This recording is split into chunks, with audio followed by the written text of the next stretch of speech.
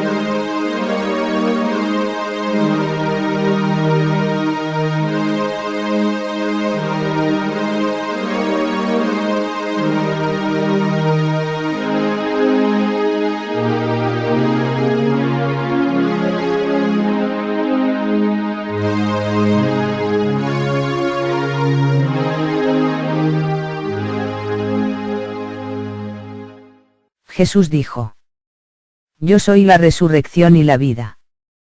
El que cree en mí, aunque esté muerto, vivirá. Juan capítulo 11 versículo 25.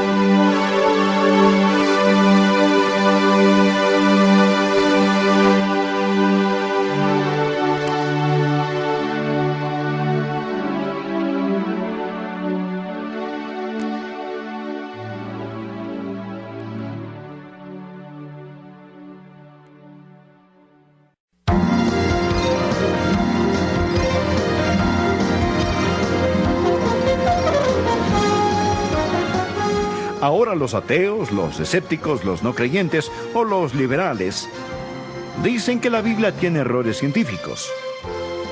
Antes de decir eso, más vale que estén seguros de dos cosas. Primero, que saben sobre ciencia.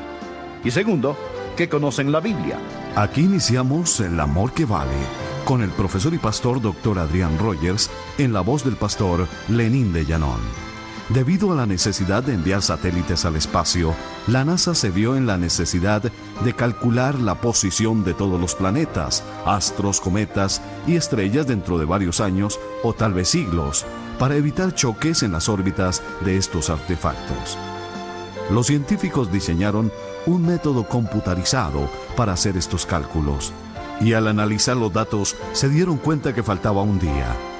Entre el grupo de científicos había un creyente, y buscando la razón por la que la Tierra estaba retrasada en un día en su órbita, llegaron a las Escrituras, donde leemos que Josué, al ver que el pueblo de Israel iba a perder una guerra, oró para que el sol y la luna se detuvieran.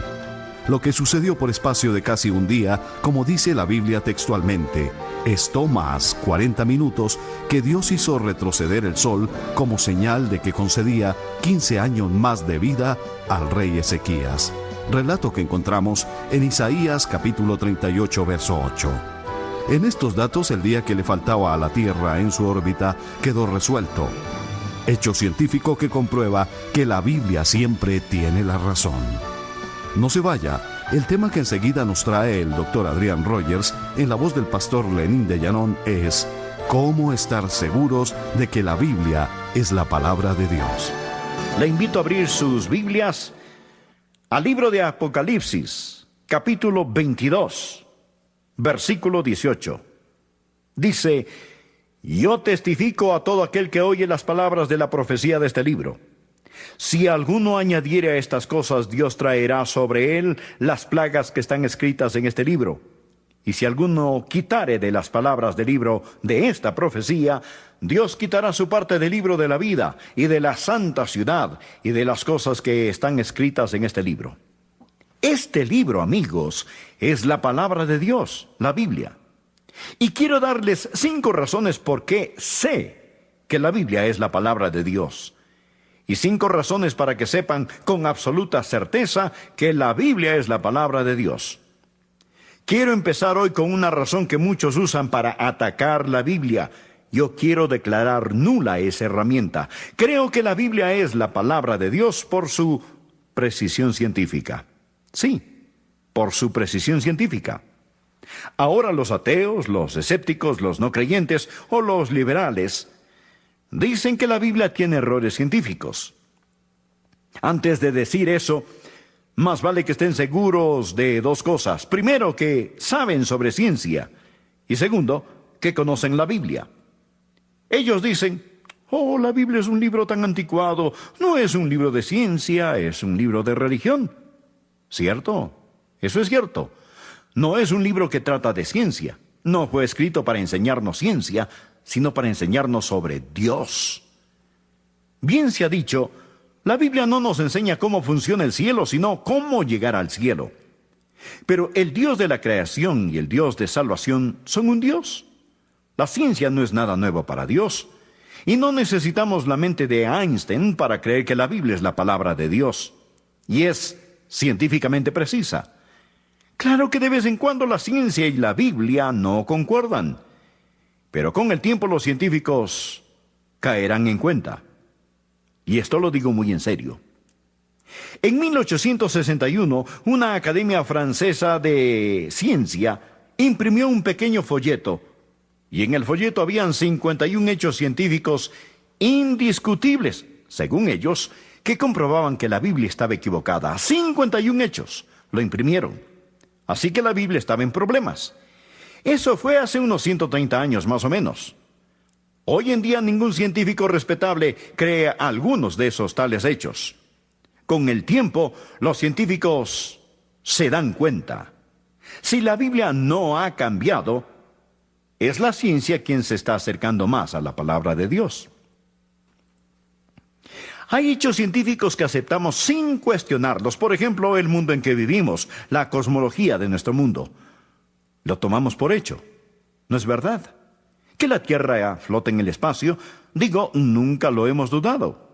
Que esta esfera celestial, la Tierra, está colgada en el espacio. ¿Y ellos, cómo saben eso? ¿Lo resolvieron solos? Oh, no. Están dependiendo en el conocimiento de otras personas. No podrían saberlo sin alguien enseñárselos o averiguarlo por una nueva invención.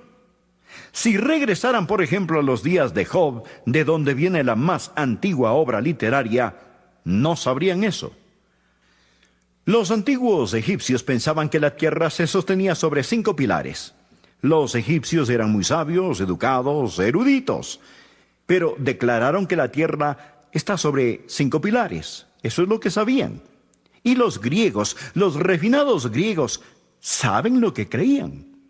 Creían que la tierra estaba en la espalda de un gran gigante que se llamaba Atlas, que aguantaba la tierra sobre sus hombros.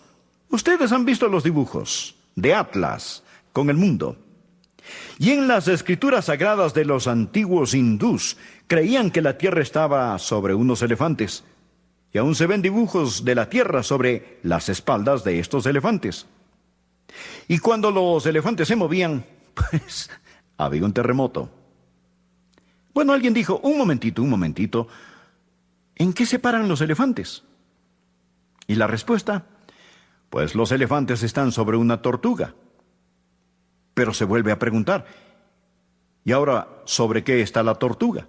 También había una respuesta, la tortuga está sobre una gran serpiente enrollada. Y nuevamente otra pregunta, ¿pero sobre qué está la serpiente? Y tenían una respuesta, está nadando en un mar cósmico. Problema resuelto. La tierra descansa sobre una serpiente, que está sobre una tortuga, que está sobre unos elefantes, que están sobre unos pilares. ¡Qué alivio que al abrir la Biblia no encontramos nada de este asunto en la palabra de Dios! Les diré lo que sí van a encontrar. En la palabra de Dios podemos leer en Job, capítulo 26, versículo 7, lo siguiente. Él cuelga la tierra sobre nada. ¿No es maravilloso? Él, Dios, cuelga la tierra sobre nada. ¿Y cómo pudo Job saber eso antes de la astronomía moderna y de los viajes espaciales? Pues los hombres de Dios hablaban bajo la inspiración del Espíritu Santo.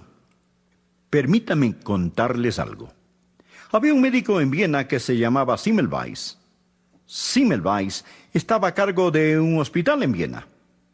Y en ese hospital estaban teniendo problemas con mujeres que venían para exámenes ya que estaban encinta e iban a dar a luz. Los médicos hacían los exámenes, pero 1 de cada 6 madres moría de alguna infección. Semmelweis quería averiguar la razón. Se fijó que los doctores estaban en la morgue donde hacían estudios patológicos y autopsias y postmortems, y luego salían de la morgue a los cuartos de exámenes maternos sin siquiera lavarse las manos. Después de tocar esos cuerpos y cadáveres, iban y examinaban el área pélvica y la infectaban. Semmelweis dijo, algo aquí está mal, aquí hay una conexión. Desde ahora deben lavarse las manos al salir de la morgue. Ah, cómo se quejaron los doctores. Dijeron, nos va a quitar tiempo, es muy difícil, pero terminaron lavándose las manos. Y luego el índice de muertes bajó. De 1 en 6, el índice bajó a 1 en cada 84. Luego, 11 de cada 12 madres, futuras madres, murieron una tras otra. Semmelweis se puso a pensar sobre esto. No solo van a lavarse al salir de la morgue, sino también entre cada examen. ¿Y qué cirujano hoy, qué doctor hoy en día no se lava las manos? Claro que lo hacen. ¿Por qué? Porque saben sobre gérmenes, sobre microbios, saben sobre todo eso. Pero en esos días no lo sabían. Escuchen lo que la Biblia dice en Números, capítulo 19, desde el versículo 14. Dice así, esta es la ley para cuando alguno muere en la tienda. Cualquiera que entre en la tienda y todo el que esté en ella será inmundo 7 días. Y toda vasija abierta cuya tapa no esté bien ajustada será inmunda. Y cualquiera que tocare algún muerto a espada sobre la faz del campo, o algún cadáver, o hueso humano, o sepulcro, 7 días será inmundo. Y en el versículo 19, y cuando lo haya purificado al día 7, él lavará sus vestidos, y asimismo se lavará con agua, y será limpio a la noche. ¿Ven lo que Dios está diciendo? Hay agua limpia, tiempo de cuarentena, aislamiento, cambio de ropa, tiempo para que la bacteria pueda morir. ¿Por qué? Ellos no entendían sobre gérmenes, pero no era nada nuevo para Dios. Y así, caso tras caso. Estos son solo unos pocos ejemplos. Ahora, ¿cómo así no vemos nada sobre este asunto de los elefantes, las serpientes, los pilares, las tortugas en la Biblia? ¿Por qué? Porque los hombres de Dios hablaban bajo la inspiración del Espíritu Santo. Tengo otra razón por la cual creo que la Biblia es la palabra de Dios, no solo por su precisión científica, pero la precisión histórica de la Biblia. Tal como la Biblia no es principalmente un libro de ciencia, tampoco es un libro de historia. Pero es un registro de la historia y las cosas que creemos ocurrieron en la historia. Gracias a Dios por la precisión histórica de la Biblia. ¿Se acuerdan del relato de la escritura en la pared que se encuentra en el libro de Daniel? ¿Conocen la historia? Belsasar está en un banquete con 1000 de sus príncipes. De repente en la pared, en el enlucido de la pared, aparece una mano, sin brazo, y está escribiendo en la pared. Y dice: tu reino ha sido roto, tú, oh rey, has sido pesado en balanza y fuiste hallado falto. ¿Se acuerdan ahora del relato? Bueno, los historiadores seculares dicen que eso nunca sucedió. ¿Cómo saben que no sucedió? ¿Cómo saben que no sucedió? Y responden: el relato bíblico dice que el rey se llamaba Belsasar, pero tenemos los archivos de Babilonia. Y en los archivos de Babilonia se dice que el último rey de Babilonia no era Belsasar, era un hombre llamado Nabinitio. Así que la Biblia está equivocada. Nada indica que hubo un rey llamado Belsasar. Bien, los arqueólogos han hecho su trabajo. Y un día descubren una tableta de arcilla, un cilindro. Y adivinen qué nombre estaba allí. Claro, Belsasar. Bueno, el historiador secular tenía razón al decir que Nabinitio era el último rey. Pero la Biblia tiene razón al decir que Belsasar era el último rey. ¿Por qué? Porque ambos fueron reyes. Nabinitio era el padre, Belsasar era el hijo. Pronto se encontró evidencia que mostraba que ambos reinaban juntos. Nabinitio viajaba, Belsasar se preocupaba del reino. Ahora, supongamos que no se haya encontrado esa tableta de arcilla. ¿Cambiaría en algo la veracidad de la Biblia? Pues claro que no. Dejen que Dios sea veraz y cada hombre un mentiroso. El que hayan o no encontrado la tableta no cambiaría la verdad de la palabra de Dios. Esto nos ayuda a entender en Daniel capítulo 5 un pasaje significativo donde Belsasar le dice a Daniel: si puedes leer esta escritura, serás el tercer señor en el reino. ¿Lo ven? Ya habían dos, Belsasar y Nabinitio. Serás el tercer señor en el reino, le dijo Belsasar a Daniel. La precisión histórica de la Biblia. Hay otra razón para creer que la Biblia es la palabra de Dios, no solo por su precisión científica e histórica, pero podemos creer que la Biblia es la palabra de Dios por su continuidad tan maravillosa. La Biblia es un libro, pero es a su vez 66 libros. Hay 39 libros en el Antiguo Testamento, 27 en el Nuevo. Fueron escritos por un mínimo de 40 diferentes autores y en un período de unos 1600 años. Fueron escritos en 13 distintos países en 3 diferentes continentes. Fueron escritos por una gran variedad de personas con diferentes trasfondos.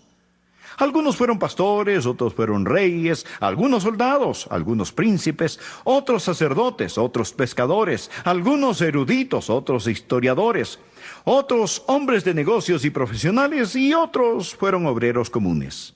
Ellos escribieron este libro sobre una gran variedad de temas desde diferentes puntos de vista en por lo menos 3 diferentes idiomas.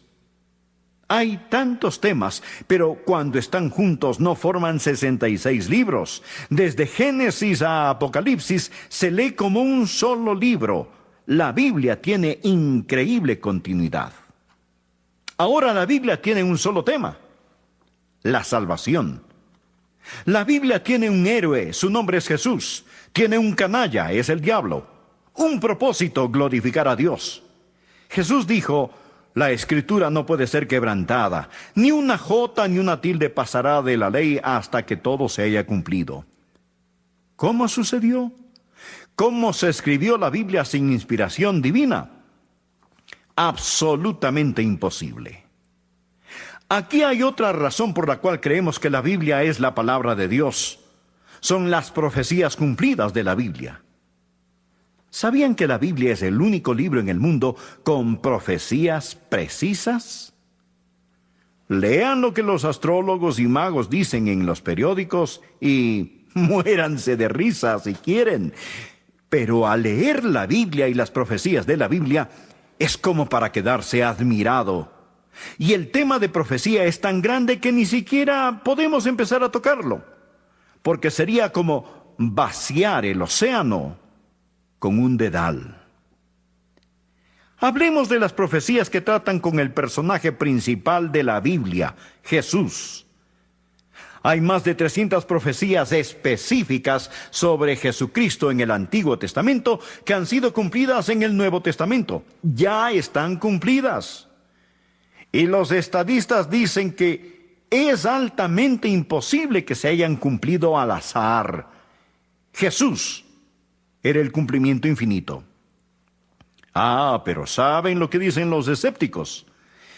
Que Jesús era un estudiante del Antiguo Testamento y lo arregló todo para poder cumplir esas profecías. Ya todo estaba arreglado. Y en un sentido tienen razón. Claro que lo arregló. Arregló donde iba a nacer mucho antes de nacer. Y en el libro de Miqueas leemos: Él nacerá en Belén. Y fue Él quien arregló dónde iba a nacer y que nacería de una virgen.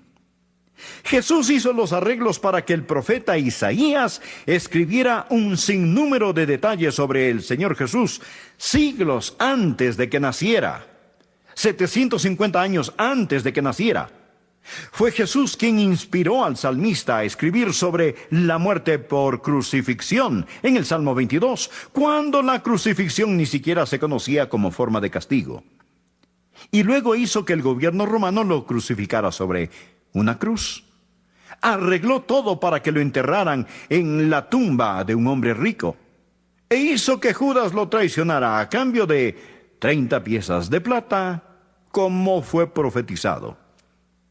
Y aquí viene lo más maravilloso. Él planeó resucitar de los muertos y salir de la tumba al tercer día. ¡Aleluya! ¡Amén! Así lo planeó. Por supuesto. Que 500 lo vieran y quedaran tan convencidos de su resurrección que pagarían por esa verdad con sus vidas, sin esperanza de ganancia material o física, porque ya no temían a la muerte. Amigos, el hombre puede vivir por una mentira, pero nadie muere por una mentira. Pero esta gente sabía que no era mentira. Conocían a Jesús. No morirían voluntaria o conscientemente por una mentira. Hay quienes mueren por una mentira pensando que es verdad, pero ellos estaban convencidos que Jesucristo había salido de la tumba. Pero déjenme darles la razón principal por la cual creo que la Biblia es la palabra de Dios. Amigos, este libro tiene el poder de cambiar vidas. He predicado este libro lo suficiente como para saber que no es como cualquier otro libro. Leemos otros libros. Este libro nos lee a nosotros. Dios dice que su palabra es viva y eficaz, que está llena de poder. El apóstol lo dijo: no me avergüenzo del Evangelio porque es poder de Dios, es la dinamita de Dios. Su palabra es una espada, es como una semilla, es como pan, es como martillo que quebranta la piedra. Hay gente que me escucha predicar. ¿Por qué me escucha? Quizá por curiosidad, quizá para criticarme. Y si se fijan en mí, claro que van a encontrar mucho que criticar. Pero cuando tomamos la palabra de Dios y día tras día usamos esa palabra, Dios dice: ¿no es mi palabra como martillo que quebranta la piedra? La piedra más dura se romperá. Lo he visto tantas veces. Lo he predicado lo suficiente como para saber que tiene poder. ¿Qué clase de poder? Es salvación para el pecador. No se pueden salvar o salvar a alguien más sin la palabra de Dios. Hemos nacido de nuevo, no de simiente corruptible, sino de incorruptible por la palabra de Dios. Es salvación para el pecador. El Evangelio es la dinamita de Dios que salva. Pero no solo es la salvación para el pecador, sino la santificación para el santo. ¿Saben lo que me impulsa a seguir adelante? No lo que siento, sino lo que sé. Jesús dijo: santifícalos en tu verdad, tu palabra es verdad. Nunca van a crecer, nunca van a ser fuertes hasta que se alimenten de la palabra de Dios. Dice la Biblia: desead como niños recién nacidos la leche espiritual, para que por ella crezcáis. Y algo más sobre la palabra: es suficiente para el doliente. Yo he visto gente en dolor. No se puede ser pastor los años que yo lo he sido sin ver a gente en tormento, en tribulación, en dolor y en agonía. Pero los he visto ir a la palabra de Dios y encontrar consuelo que no encontrarían en ningún otro lugar y de ninguna otra manera. Al cruzar las aguas frías de la muerte, descansaron sus cabezas sobre la palabra de Dios.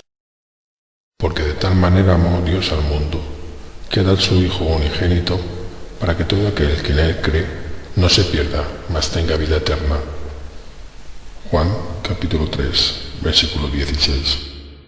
Te esperamos cada día de la semana en nuestra página web www.mensajesmusicalesevangélicos.com. Que Dios te bendiga.